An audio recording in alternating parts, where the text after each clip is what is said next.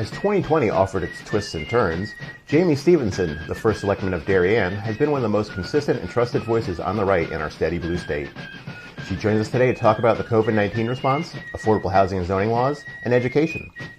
We'd like to thank our new premier sponsor, Digital Back Office Palo Alto Networks. Check them out at digitalbackoffice.com or paloaltonetworks.com, as well as our sponsors at Gateway and Housatonic Community Colleges. The Municipal Voice is the Connecticut Conference of Municipalities podcast in collaboration with WNHH LP 103.5 FM. I'm your host, Matt Ford. As always, be sure to give us a like and let us know what you're thinking in the comments. CCM's Municipal Voice podcast continues to present a key forum on important state and local issues. The views expressed do not necessarily reflect the consensus views of CCM or our member municipal leaders. Selectman Stevenson, thank you for joining us today. Thank you very much for having me today, Matt. It's a pleasure. So you're the second vice president of CCM.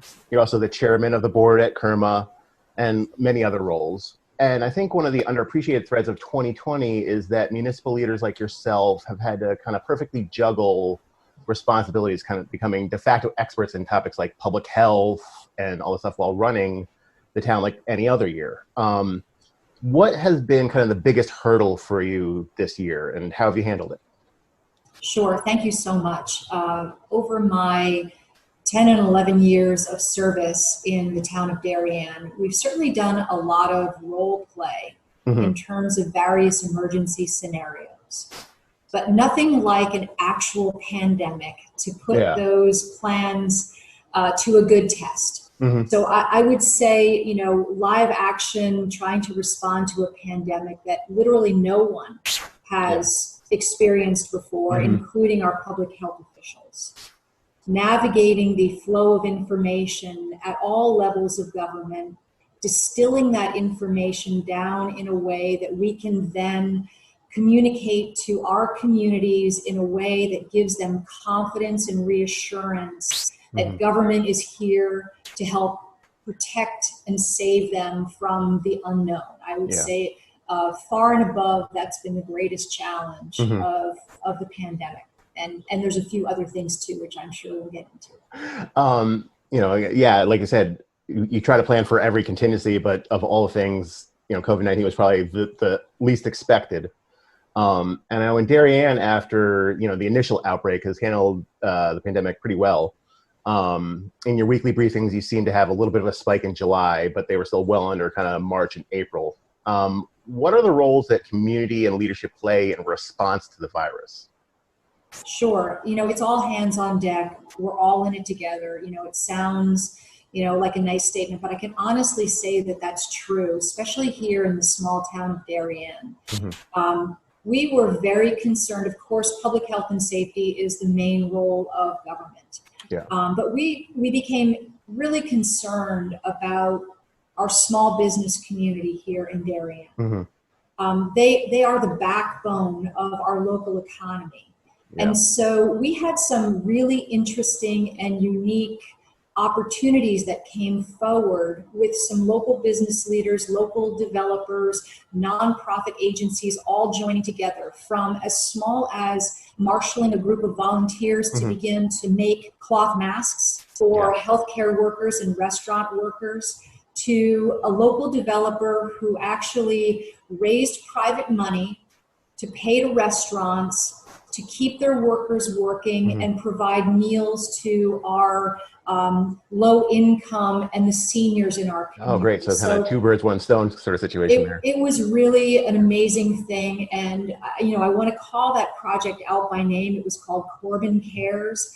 And it's just one amazing example of how my community, the town of Darien, comes together and innovates at times when we all need to help one another. Yeah, it seems like all over the place, there's people rising to the occasion and just coming up with new ideas and new things. It's a interesting time, certainly. Absolutely. So early on, you came out as an advocate for measures like social distancing, and now we're reaching the 6-month mark where people are kind of feeling isolation fatigue.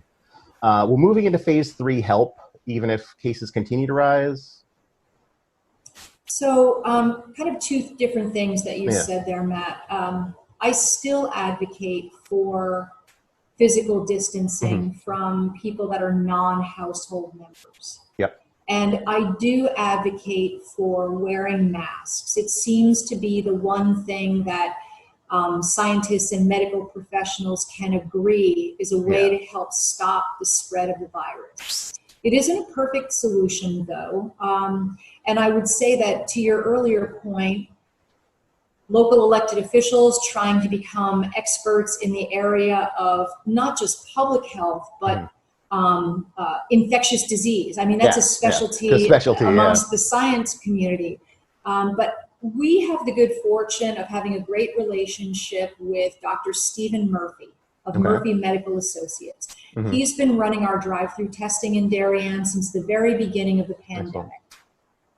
I counsel with him on almost a daily basis. He keeps me apprised of the latest science, the research studies that I read. It helps me as a leader to really dig into the information.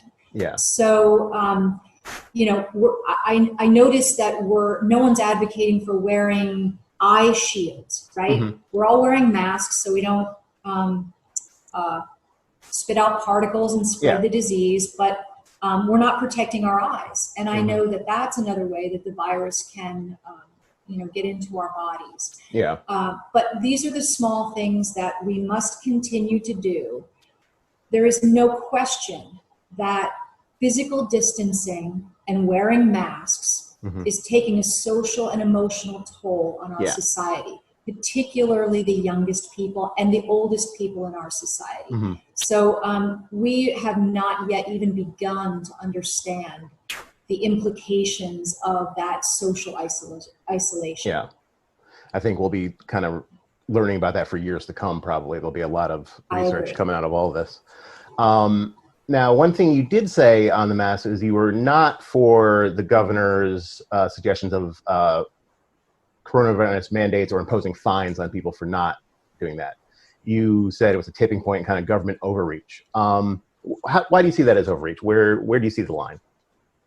Well, remember that, you know, since March, we have been living under governor's executive orders. And I printed out a list today to just remind myself of how many. And I think as of today, we're up to 78 gubernatorial executive orders, setting the rules and legal boundaries for all aspects of our life. I do understand that there might be some municipal leaders that are frustrated at their communities for their lack of willingness to wear masks. And they need some kind of a tool to help enforce that. In my opinion, especially in light of the fact that in special session, the legislature just put into law sweeping law enforcement changes for our police officers, who would be the ones who would write the citations, the fines for people not wearing masks. It really puts our law enforcement in an untenable position. They have not been trained to do, nor do they wish to be the mask police. One could argue that by the police issuing a citation, it could escalate an encounter between a member of the community and the police, which is expressly forbidden now in Public Act 20-1.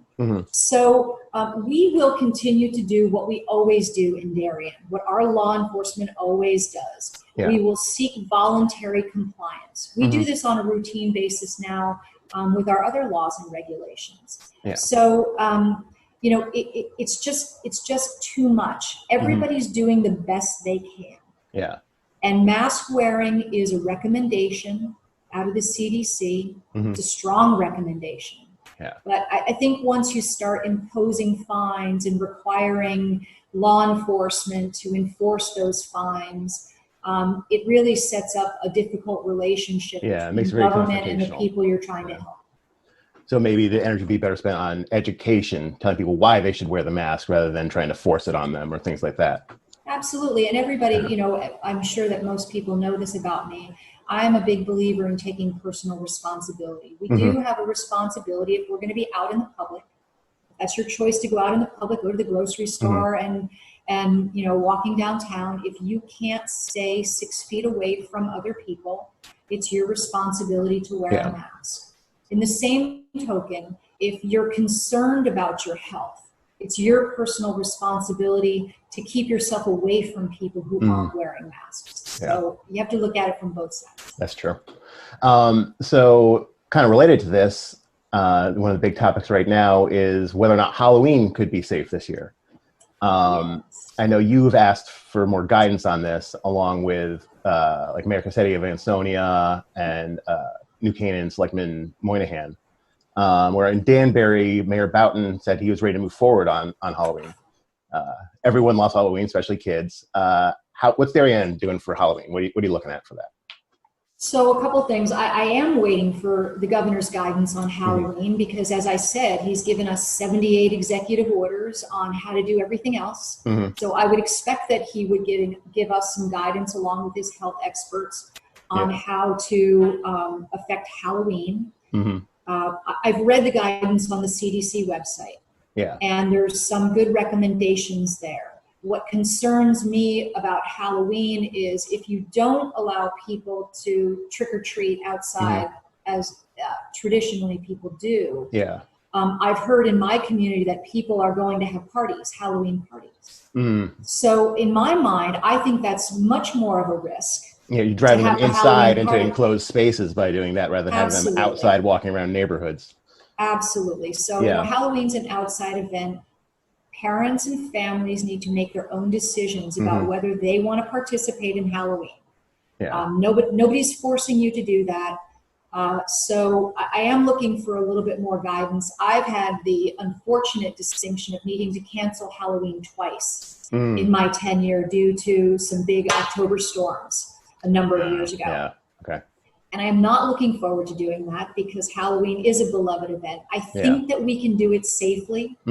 Listen, if kids can be outside playing soccer and participating in the activities that the governor and his team have sanctioned, I do believe there's a way to have Halloween safely. Yeah, just need to figure a way to get the kid candy without too much physical interaction there.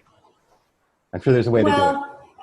I would agree with that. And, of all the pieces of the science, that there's really very little documented science on the spread of COVID from contact, from touching objects surfaces. And stuff, obviously, you would want to, if you want to really protect yourself, wear gloves. And when you get home, let your candy sit for a couple of days. If you can wash your hands good, and wash your hands. But, I do think that contact spread, I know that was a big concern early on. They were like, wash your hands, which is still good. Wash your hands, everybody. But it doesn't seem to be the main culprit. It seems to be through the air, through coughing and sneezing and stuff. So another kind of area of concern related to this is school with the kids. So how is Darien handling the school year? It's a mixed bag so far here in Darien. Our public schools opened in a hybrid model. And I think that's been very difficult for not only the students and their parents, but also the teachers and the administration. It was great that the state set out a framework for how to go back to school, but then they let every district do something different. And I think my main concern about that is the lack of equity that I'm hearing between districts on how kids are being educated at this point in time. So Darien opened in a hybrid model. We are anticipating a full return tomorrow. Oh, wow. So today is a big day in Darien. We're waiting to hear the final recommendation from the superintendent. And of course, you have parents on both sides of that argument. Working parents in particular have been stretched to the limit with helping their kids through e-learning and the hybrid model. Remember that for us, the hybrid model means no live learning, or at least for the youngest children, they don't have a teacher speaking to them on the computer. It's worksheets and things like that are provided every day. Need a lot of hand-holding because of the special computer system our district has chosen to use. Then you have the teachers who are, some of them don't have a good confidence that the district has done all they could to keep the classroom environment safe. There seems to be a big debate over whether it's safe to have kids in a classroom that are separated by a 3 feet distance, while the guidance from the CDC is, everybody should stay 6 feet apart. So kids will have to come back to school, they'll be 3 feet apart, wearing masks. Lunchtime is a big concern. How do you do that safely? Is it silent lunch? Can kids not speak when they have their masks off? So there's so much here.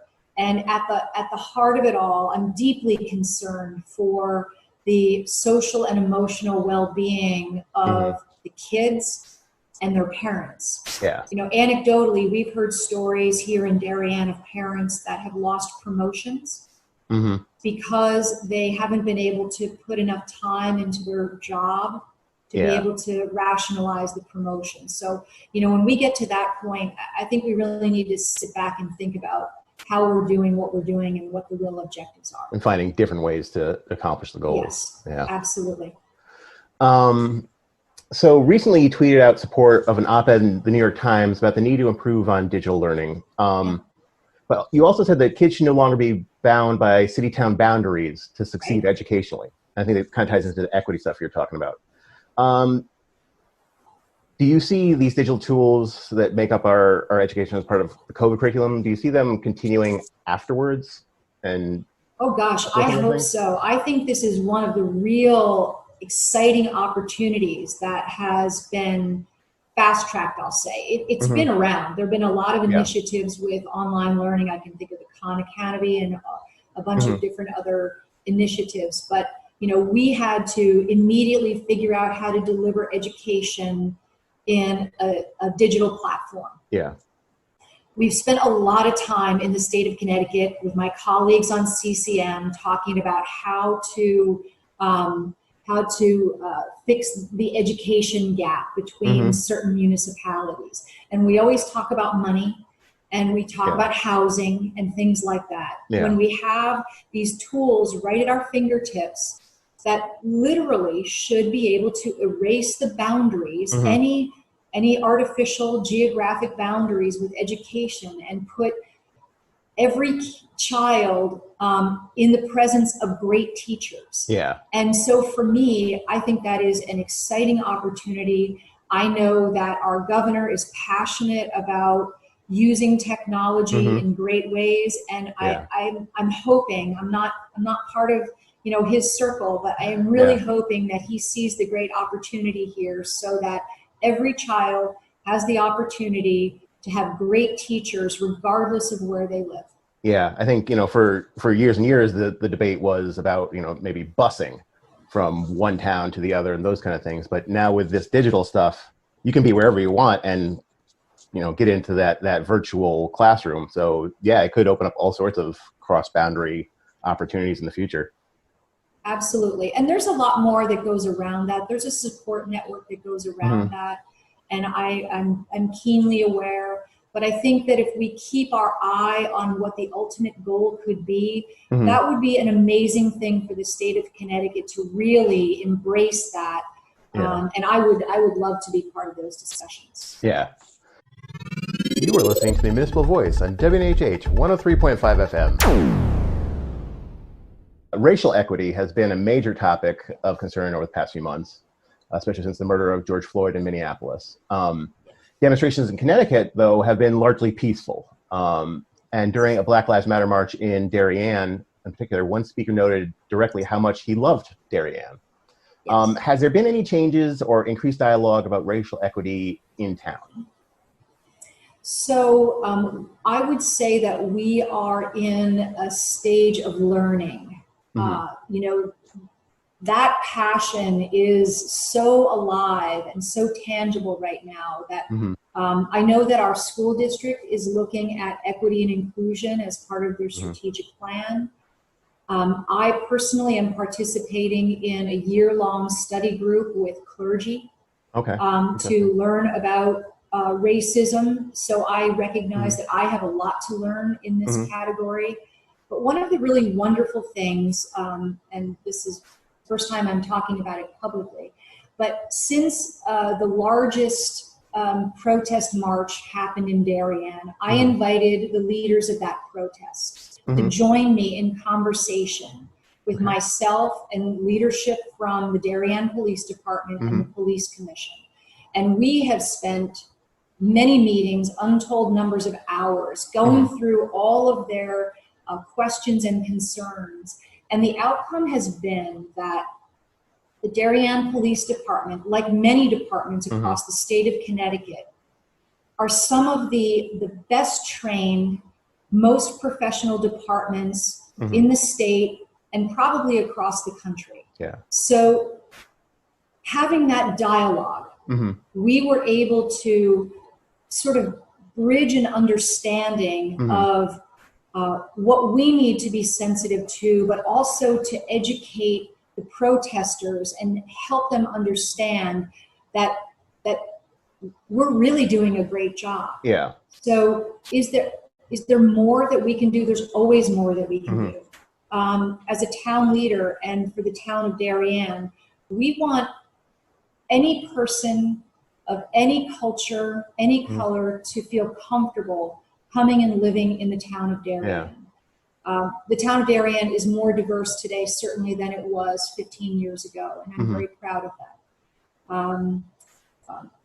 I do not, though, support some of the sort of social engineering things that are beginning to bubble up here in Connecticut. I firmly believe that at the heart of most of these issues is education and the opportunity that good education provides to all students, and how that is the springboard for a healthy, happy, and successful life. Yeah, it sounds like getting you and the police and the protesters together, as with any sort of issue like that, conversation, talking, communication is the first step to making any sort of changes, is understanding each other. It was the key, and it allowed us to review our own policies and to be able to communicate those in a way to give great confidence to those protest leaders that there is no resemblance of how the Darien Police Department does their business in relation to the Minneapolis police. Yeah. It couldn't be more different. So I believe that we've communicated that successfully. Our conversations continue. I welcome open conversations like that with anyone in my community and beyond. It's very healthy and helpful. Outside of the kind of law enforcement part of that discussion, there's also a large discussion in Connecticut about systemic segregation and how we kind of remain a segregated state. And I know you in an op-ed for the Darien Times wrote that Darien has implemented many inclusionary zoning regulations since 2009, and saying that sometimes Darien gets misrepresented in the press for that. What are some of the ways that Darien has fostered inclusionary zoning regulations, and what are some of your plans going forward for that? Sure. So thank you for the opportunity to talk about that. Over the last 20 years, and this is probably, I think Darien has a reputation that the New York Times especially loves to continue to remind people of, that, was based on a fictional movie at some point in the past, Gentleman's Agreement. But for the last 20 years, the town of Darien has approved for construction or actually constructed over 850 units of multifamily housing. Darien certainly isn't known for its multifamily housing. I think you might say that we're the quintessential single-family community. That has changed so much in the last 20 years. We know that people want to live differently. We know that people need housing choice. They want condominiums, they want apartments, they want single-family homes. And so we endeavor to be able to provide that kind of housing choice here. And one of the ways that we've done it is by incorporating into our regulations something called, as you said, inclusionary zoning. That means if a developer wants to build 5 units or more of housing, multifamily housing, 12% of those units must be set aside as affordable. Hmm. So our regulation actually exceeds the standards set by 830G in the state of Connecticut, which is Okay. 10%. And that's been very, very successful Hmm. because you can see affordable housing being built throughout our town, which I think Yeah, is the goal of housing advocates. that's great. Just a little bit different, but talking about some of the development stuff. Have you done anything with transit-oriented development with any of that stuff? We have right now underway 3 of the largest commercial redevelopment Hmm. projects in the history of the town of Darien, Yeah. and all 3 of them are transit oriented. Hmm. Quite literally, 2 of them are immediately adjacent to the Norotan Heights train Hmm. station. You walk Yep. across the street to your new apartment, which is awesome. Yeah. And then the other is in the heart of our downtown, which again is a block and a half from the Darien train station. The good news is that Yeah. Darien's small. Everything Yeah. is pretty much transit oriented here. Yeah. You know, we're bisected by I-95 and the Merritt Parkway and Route Hmm. 1. So everything that we do development wise really is closely related to transit corridors. Yeah. As much as I enjoy Darien, it's a great town. I often do go to Darien to Norotan Heights and take the train in from there when I'm going into the city There you because go. it's kind of, on the Yes. weekend, it's a nice place to park and you're right quick into the city. So I've definitely Yes. done that myself many times. What does the future hold for Darien? What are your priorities going into 2021? Yeah. I will certainly have to put our health and safety at the top Mm, of that list. But I'm not only talking about physical health and safety with whatever the coronavirus is going to hmm. bring for us in the coming months. I'm talking about our mental well-being. Yeah. You know, as human beings, we've never experienced something like this. And I'm concerned that we're not hearing publicly the statistics on suicide or attempted Hmm. suicide and drug overdose. That was a huge focus of ours before the pandemic. Yeah. And I'm very fearful for the mental health of my community. So we'll Hmm. continue to work with our community partners to make sure that folks know that we're here, that we have resources for them Yeah. as we begin to work through this. You know, the vaccine may not be the panacea that we all hope. Hmm. I'm hearing mixed messages from my community about folks who are eager for it and then Yeah. folks who really are going to be afraid to take that Hmm. vaccine. So I think we're going to be living with some of these restrictions for quite some time. Yeah. I hope we can all come to a collective understanding of how we can live with this virus, Hmm. but get back to some kind of normal living Hmm. scenario. And then, of course, we can't not talk about the election that's coming up. Yeah. And whatever the outcomes of that election might be in terms of either moving forward or community unrest or Hmm. whatever that might bring. So that's really top of mind for me. Yeah. We always take it as it comes here.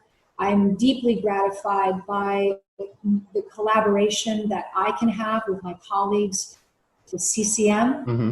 with the Council of Small Towns, with my colleagues in the West Cog, and all of the assistance that we've gotten Yeah. from our legal counsel since March on COVID. I know that will continue, and Hmm. if we all can address it together, we're going to get through it together. Collaborating for the common good, CCM's motto right there. There you go. All right. Thanks so much for talking with us today, Selectman. Yes, thank you very much for having me, Matt. We'd like to thank our guest, First Selectman Jayme Stevenson. Thanks to our sponsors, Digital Back Office Palo Alto Networks, which you can check out at digitalbackoffice.com and paloaltonetworks.com, and Gateway Community College and Housatonic Community College. Learn more at gatewayct.edu and housatonic.edu. The Municipal Voice is a co-production by CCM and WNHH 103.5 FM. Kevin Maloney is our executive producer, Christopher Gilson is our producer, Harry Draws is on the boards, and I'm Matt Ford, your host. Be sure to check out our Facebook page and give us a like, and watch out for our CCM chat series on our YouTube page.